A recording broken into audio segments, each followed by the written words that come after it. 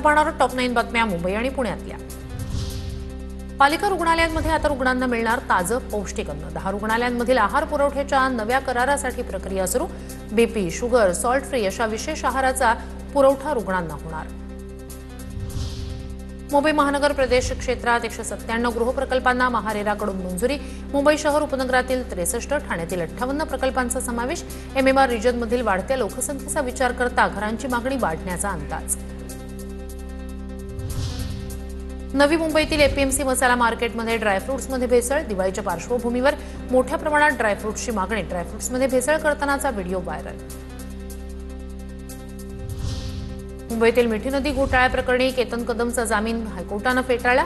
केतन कदमचा गुन्ह्यात थेट सहभाग असल्याचं हायकोर्टाचं निरीक्षण। 6 आरोपी जय जोशीचा जामीन देण्यासही हायकोर्टाचा नकार। पुणे सहकारी बँकेचे सर्व व्यवहार नियमितपणे होण्याचा मार्ग मोकळा। आरबीआयनं पुणे सहकारी बँकेवरील निर्बंध हटवले। मार्च 2023 मध्ये पुणे सहकारी बँकेवर लावण्यात आले होते निर्बंध।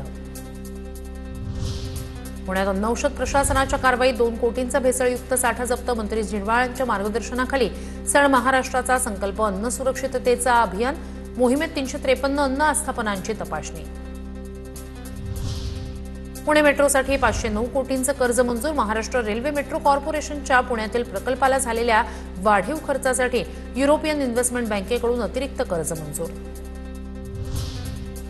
कल्याण डोंबिवलीत आता सौर ऊर्जेवर रस्ते उजळणार। निकीनगर चौकात पहिलं सोलार हायमास्क दाखल। रस्त्यावरील ऊर्जा खर्चात तब्बल 30 ते 40% बचत होण्याची शक्यता।